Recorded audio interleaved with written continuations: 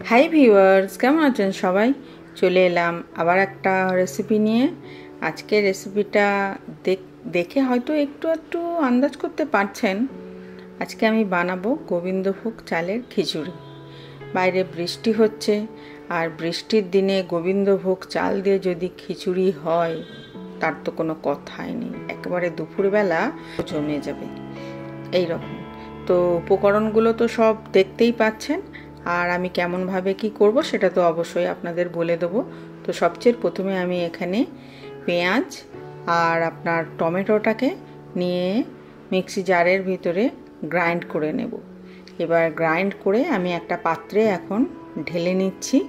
পেঁয়াজটা একেবারে লাল পেঁয়াজ, তার সঙ্গে একটাই টমেটো দিয়েছি আমি, তাতে একদম পুরো কালার হয়ে গেছে। মিক্সি জারটাকেও একটু ধুয়ে নিয়েছি।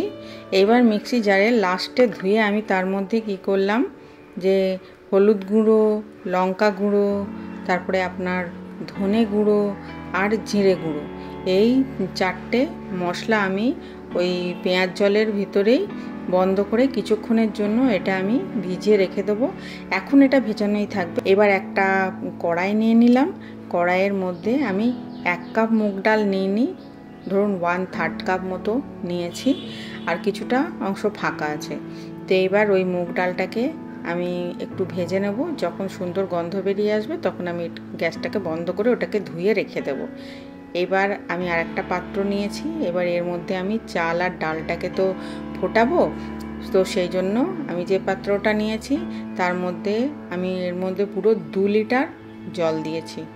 এবার আপনার খিচুড়ির জন্য যে আমি সবজিগুলো দেবো সেগুলো ভেজে নিচ্ছি একে একে করে।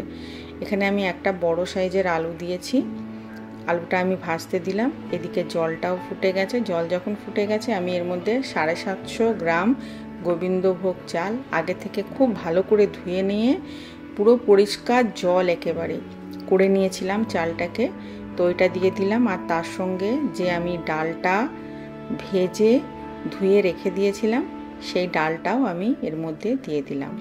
এর মধ্যে কিন্তু আমি 2 লিটার জল দিয়েছি। জল ফুটে গেছে। ফুটে যাওয়ার পরে তার মধ্যে আমি চাল 750 গ্রাম আর ডাল দিয়ে দিলাম। ডাল ওই 250 গ্রামের থেকে একটু কম ছিল। এইবার এর মধ্যে লবণ দিয়ে স্বাদ মতো লবণ দিলাম, আর সামান্য একটু হলুদ গুঁড়ো দিয়ে, ধরুন 1 টিস্পুনের মতো হলুদ গুঁড়ো দিয়ে এবার এটাকে আমি একটু নেড়ে চেড়ে ঢাকনা দিয়ে এটা রেখে দেবো, ফুটতে দেব। মানে এটা যখন গলে যাবে তারপরে আমি কি করব আপনাদের বলছি। এবার আলুটা ভাজা হয়ে গেছে।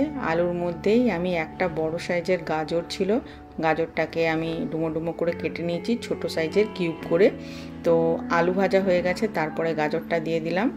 এবার গাজর সামান্য একটু ভাজা হয়ে যাওয়ার পর আমি মটরশুঁটি দিয়ে দিলাম। মটরশুঁটিটা কিন্তু ফ্রোজেন মটরশুঁটি, ওই জন্য এটাকে বেশি ভাজার দরকার নেই। জাস্ট একটু তেলের মধ্যে নাড়াচাড়া করেই আমি এইগুলোকে তুলে নিলাম। সবজিগুলো ভেজে নিয়েছি।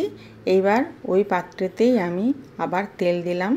তেল দেওয়ার পরে এর মধ্যে আমি 1 টিস্পুনের মতো জিরে দিয়ে দিলাম, গোটা জিরে, কটা তেজপাতা। তেজপাতাগুলো খুবই ছোট, সেজন্য আমি 3টে দিয়েছি, আর 2টো শুকনো লঙ্কা। লঙ্কার পরিমাণ আপনারা বাড়াতেই পারেন। আর এলাচ, দারচিনি, লবঙ্গ দিলাম। এলাচ এই 4টে, লবঙ্গ ওই 2-3টে দিয়েছি, আর সামান্য একটু দারচিনি দিয়ে এটা দিয়ে একটু ভেজে নিচ্ছি। যখন সুন্দর গন্ধ বেরিয়ে আসবে তার মধ্যে টমেটো আর পেঁয়াজ বাটাটা দিয়ে দিলাম। এইবার এই টমেটো পেঁয়াজ বাটাকে ততক্ষণ ধরে ভাজতে হবে যতক্ষণ পর্যন্ত পেঁয়াজের গন্ধটা না চলে যায়। তো কমসে কম ধরে রাখুন এই আস্তে করে এটাকে ভাজতে হবে আপনার প্রায় 8 থেকে 10 মিনিট।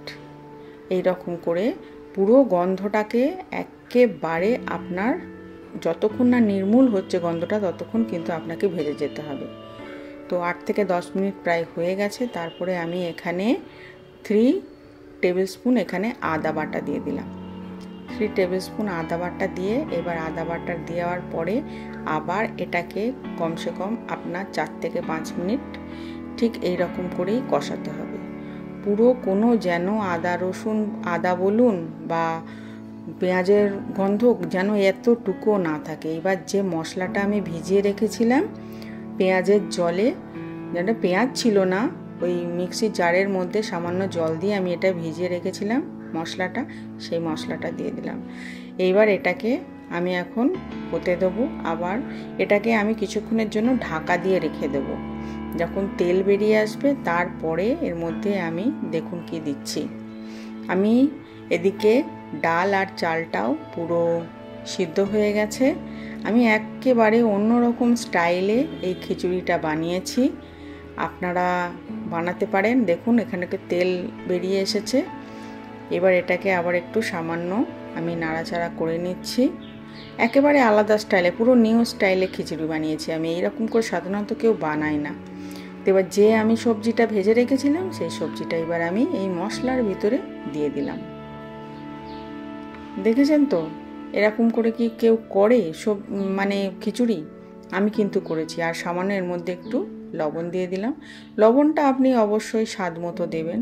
আর কেউ যদি বেশি ঝাল খেতে চায় তো কাঁচা লঙ্কা দিতে পারেন বা গুঁড়ো লঙ্কা দিতে পারেন এই রকম।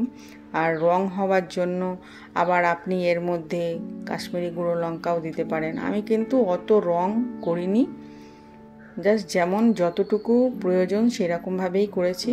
এইবার এইটা পুরো হয়ে গেছে, সবজিগুলো এর মধ্যে দিয়ে পুরো মিক্স হয়ে গেছে। এইবার আমি কি করব, যে সবজিটা হয়ে গেল মশলাটা, এই মশলাটা এবার আমি এই যে ডাল আর চাল সিদ্ধ হয়ে গেছে এবার এর মধ্যে দিয়ে দিলাম।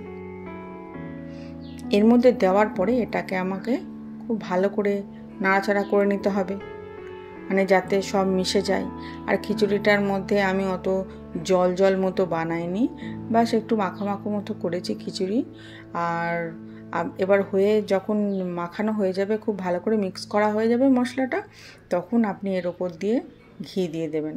এটা ছোট ছোট চামচ, একেবারে ওই চামচে 3 থেকে 4 চামচ আমি খিচুড়ি মানে খিচুড়ির মধ্যে ঘিটা দিয়ে দিলাম। এবার ঘিটা দিয়ে এবার এটাকে আপনি একটু নাড়াচাড়া করে নিয়ে তারপরে এটাকে আপনাকে কিন্তু ঢাকা দিয়ে রাখতে হবে।